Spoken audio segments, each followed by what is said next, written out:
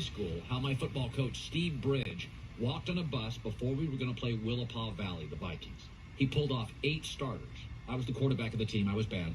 But he pulled off 8 starters who were at a party the night before. And they were like some of our better players. And Willapa Valley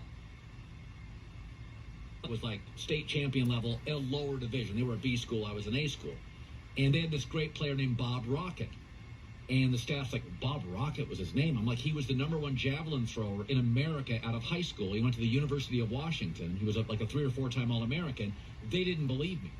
And I said, yes, his name was Bob Rocket. He played for Willapa Valley. I scored a quarterback sneak in overtime to win the game. It was a rainstorm. Look at you, Colin. And yeah, but I wasn't any good. But Bob Rocket, he was right over me. I think he was number 74.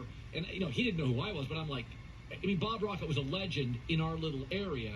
And so my staff went out and found a picture this morning. They now believe me of Bob Rocket. Is that him in high school? He looks like a 45-year-old high school superintendent. That's okay.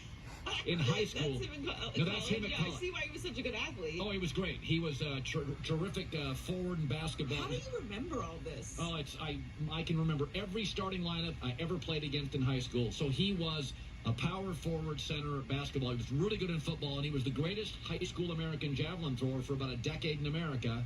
Shout out Bob Rocket. And you know who was #1 in the nation before him? A former NFLer for the Patriots named Russ Francis, who I think is from Hawaii. But there's so Bob, wherever you are, I'm sure you're successful. You were a wildly successful high school, college kid. You're probably running some big company now. Congratulations. There is a Bob Rocket. And I scored a touchdown over him from a half yard out. Speak for yourself now.